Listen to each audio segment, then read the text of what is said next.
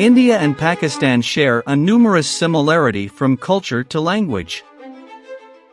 Both the countries share a common border distance of 3,023 kilometers.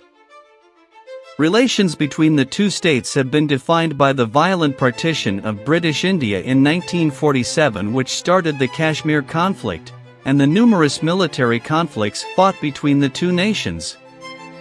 Consequently, their relationship has been plagued by hostility and suspicion.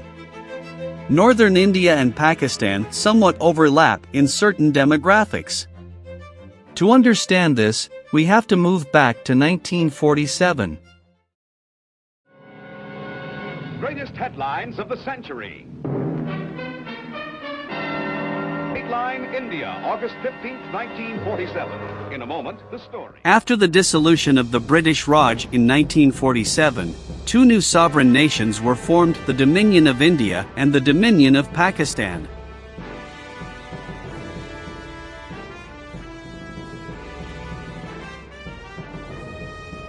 India emerged as a secular nation with a Hindu majority population and a large Muslim minority, while Pakistan, with a Muslim majority population and a large Hindu minority, later became an Islamic republic, although its constitution guaranteed freedom of religion to people of all faiths. It later lost most of its Hindu minority due to migration and the separation of East Pakistan in the Bangladesh Liberation War. There have been numerous attempts to improve the relationship, notably the Shimla Summit, the Agra Summit, and the Lahore Summit. Since the early 1980s, relations between the two nations have grown increasingly sour, particularly after the Siachen conflict, intensification of the Kashmir insurgency in 1989, Indian and Pakistani nuclear tests in 1998, and the 1999 Kargil War. We are facing a threat, a war-like situation now going on in this country.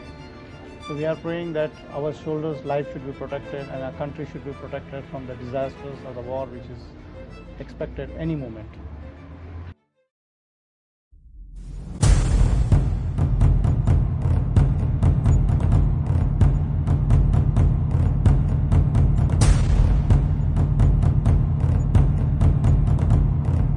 Pakistan launched a full-scale war against us. By the end of April 1971, Prime Minister Indira Gandhi had asked the Indian Army Chief General Sam Manekshaw if he was ready to go to war with Pakistan.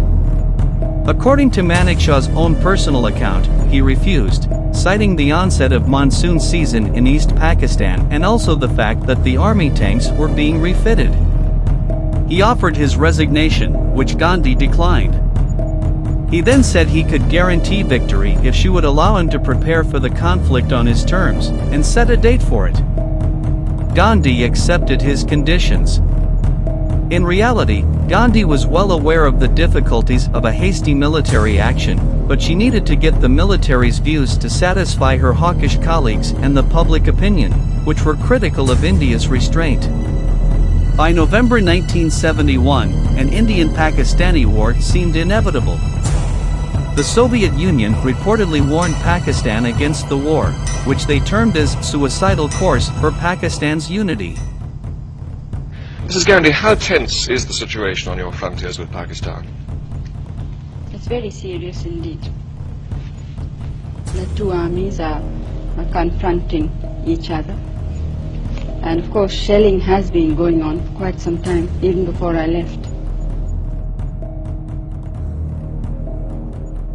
Despite this warning, in November 1971, thousands of people led by conservative Pakistani politicians marched in Lahore and across Pakistan, calling for Pakistan to crush India. As the Indian Army tightened its grip in East Pakistan, the Indian Air Force continued with its attacks against Pakistan as the campaign developed into a series of daylight anti-airfield, anti-radar, and close support attacks by fighter jets. When the conflict started, the war immediately took a decisive turn in favor of India and their Bengali rebel allies militarily and diplomatically. On both fronts, Pakistan launched several ground offensives, but the Indian Army held its ground and initiated well-coordinated ground operations on both fronts. Later, the War Inquiry Commission exposed the fact that for the Pakistan Army and Pakistan Marines, the arms and training of Marines, soldiers and officers were needed at every level, and every level of command. On the ground, Pakistan suffered the most, with 8,000 killed and 25,000 wounded, while India only had 3,000 dead and 12,000 wounded.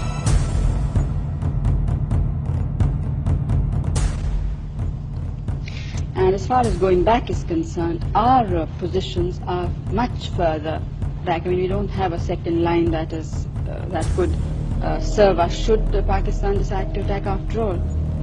So it would not be, I don't think I would be doing my duty to the country and to the people. The loss of armored vehicles was similarly imbalanced, and this finally represented a major defeat for Pakistan.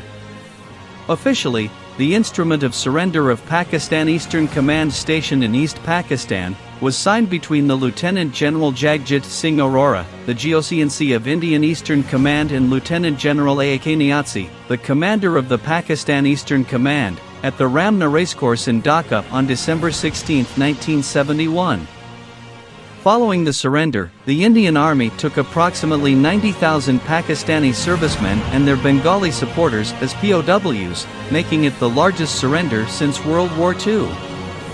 The war stripped Pakistan of more than half of its population, and with nearly one-third of its army in captivity, clearly established India's military and political dominance of the subcontinent.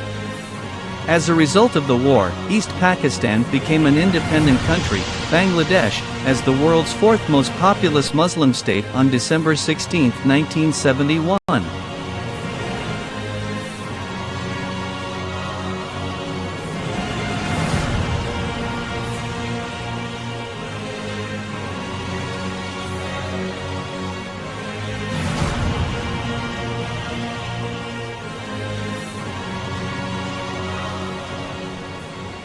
The victory also defined India's much broader role in foreign politics, as many countries in the world had come to realize that the balance of power had shifted to India as a major player in the region.